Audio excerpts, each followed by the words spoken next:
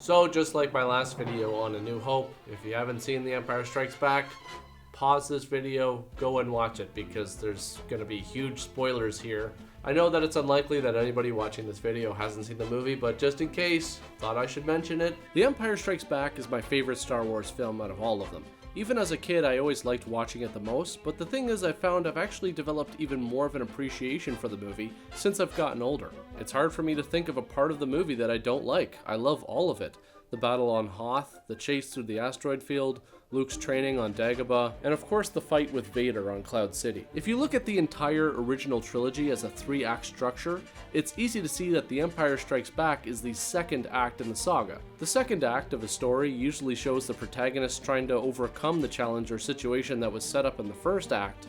The only problem is that the protagonist hasn't developed the skills to do it yet, so the situation just gets worse until the third act when we have that moment. You know what I'm talking about, when the hero has to really dig deep and find the strength inside to persevere and overcome all odds. So it's easy to say that the second act is emotional. It also really humanizes the characters, which helps us as an audience connect with them even more. We become even more invested in the outcome when we feel we can relate in some way, shape, or form to the character and the situation that they're in. I'm not talking about taking the situation in the literal sense. It's looking at the situation and being able to relate to what the character is going through on an emotional or psychological level. We've all had times where we felt beaten down, unprepared, faced a situation where we knew we probably weren't going to win, but tried our best anyways, had to make an incredibly tough decision, and being conflicted internally about it. We like to see the characters at their lowest point because we want to see them come back from it and beat the odds. It makes their eventual triumph even more substantial. When you look at our protagonists in The Empire Strikes Back, most of the movie is them just trying to survive. Just look at Luke in this movie. The amount of times Luke walks the tightrope between just surviving and death is amazing. It starts right from the beginning of the movie. There's no triumphant shooting down the TIE fighters, swinging across the chasm, blowing up the Death Star and getting a sweet-ass medal in this movie. No, it's more like barely made it, barely made it, barely made it, barely made it. I mean, the big payoff at the end of the movie isn't that the rebels won, because they didn't. It's that they all survived. And it's not a bad thing at all. In fact, the ability to survive and persevere in the face of everything they go through in this movie only strengthens and develops the characters further. They're all faced with terrible situations in this movie where they know they can't win. Look at Han in this scene. He knows he's going to be frozen in carbonite. He doesn't even know if he's going to survive it. But he stays confident that things will work out eventually, if not for himself, then for the others so that they won't give up. Hey, listen to me, Chewie! Chewie, this won't help me! Hey, save your strength. There'll be another time. You hear me? Huh? Same with Luke. He's just hanging on more than a few times in this movie, both figuratively and literally. And when I say literally, I mean literally. But he always holds on to his faith in his friends and himself. Except for R2-D2. It's almost like he's never had any doubts. I mean, that guy always knows it's gonna work out in the end. Like, they're leaving Bespin and he's like, oh yeah, bunch of stormtroopers shooting at us? Fine, no big deal, whatever, I can handle that. He is probably the most confident droid in the galaxy. Just based as Now, in the last review, I talked about conflict and why it's so important, and why as a writer you want to try and put it in every scene. Well, there's different types of conflict. The 4 major types being man versus man self, man versus society, and man versus nature. There's other ones as well, but these are the 4 main ones in literature. By the way, when I say man, I mean women as well. It's universal, so all you Tumblr warriors, don't pick up the pitchforks and torches just yet. Now, in A New Hope, there was some man versus self, but it was mostly man versus man. The Empire Strikes Back has a lot of man versus man too, but it also has a ton of man versus self. It might be my favorite type of conflict, just because I feel when a character has to deal with internal conflict, it really helps to develop them. Sticking a character in a situation where they have to fight someone who is trying to kill them is fine. It's still good conflict, and it's exciting. But they don't have much of a choice. They can either fight or die, so they're going to fight. But when you stick a character in a situation where they can, let's say, either join their evil father, rule the galaxy and survive, or jump and face an uncertain fate, it really helps develop who a character is. And remember what I said before about humanizing characters and connecting them to the audience? The mistakes Luke makes in this movie are important. They need to happen to show his development as a character and as a Jedi. He's not just gonna spend a week in a swamp and be good to go. Even Yoda and Obi-Wan try to advise against it, but Luke is unexperienced and makes an emotional decision. Decide you must, how to serve them best. If you leave now, help them you could, but you would destroy all for which they have fought and suffered.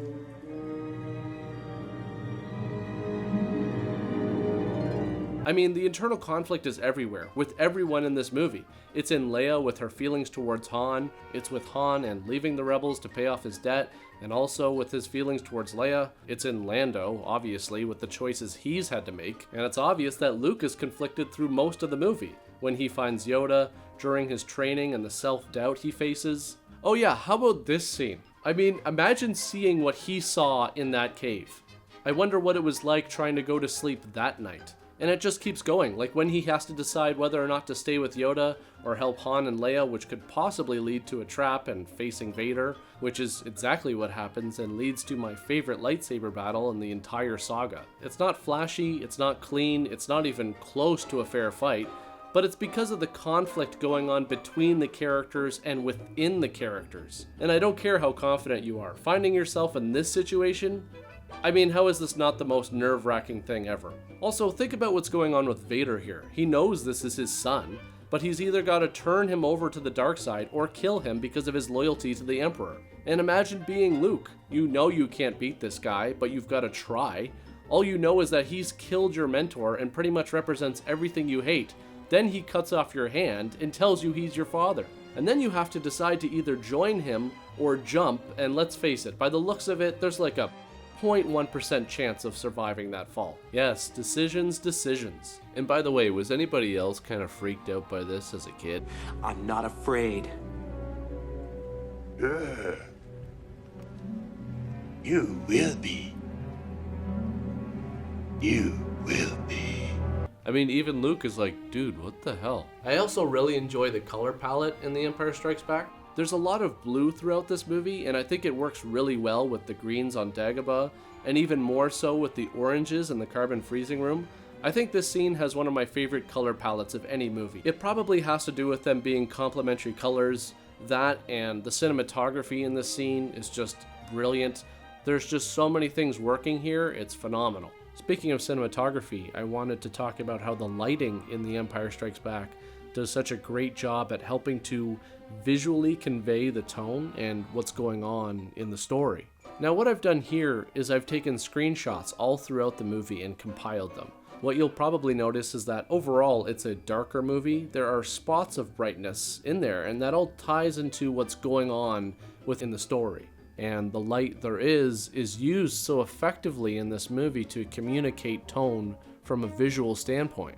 Now when the battle on Hoth starts, it's very bright, of course, with blue skies, but you'll notice when the Empire starts winning the battle and the rebels retreat, it's more overcast, it's starting to get a bit darker. I feel it's kind of an interesting contrast with what's going on in the scene. You have this really bright environment while impending doom is just getting closer and closer, one step at a time. During the discussions of the probe droid and the evacuation of the base, there's lots of shadows here. The lighting does such a good job of conveying this feeling of looming darkness that's all throughout the movie, I feel.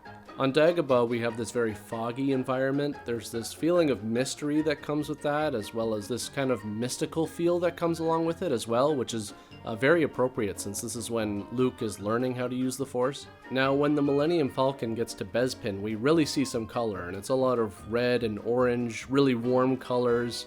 During the day, it's really bright, which again all ties in because they've just found this place where they've been welcomed. There's a lot of optimism. The inside of Cloud City is very bright. It looks very clean. There's this sense of security and almost purity that comes along with that. So when Lando opens the door and Vader is there, there's this extreme contrast that's almost jarring visually. Neither you or the characters were expecting it at all. And then of course we go right back into darkness, just these shadows that are almost suffocating the characters. These colors that were almost warm and welcoming when they got there are now coming up from the ground, almost like hellfire is just below them. And look at what's going on in the scene here. This is really a personal hell for these characters at this point. I also love how when Luke first sees Vader, he's pretty much just a giant shadow, which makes total sense. Vader is still surrounded in mystery at this point. The steam here, again like the fog on Dagobah, helps create this obscurity with the character until a bit later when things become clear, yet still quite dark. No, I am your father. Now, near the end of the film, there's this sunset that really highlights what's going on in the story and with the characters. This feeling that the darkness is slowly taking over, however, there's still just a bit of light that refuses to go away. So I hope you guys enjoyed my review of The Empire Strikes Back. Let me know in the comments section what your favorite part of the movie is, and I'll see you guys with my next review on Return of the Jedi.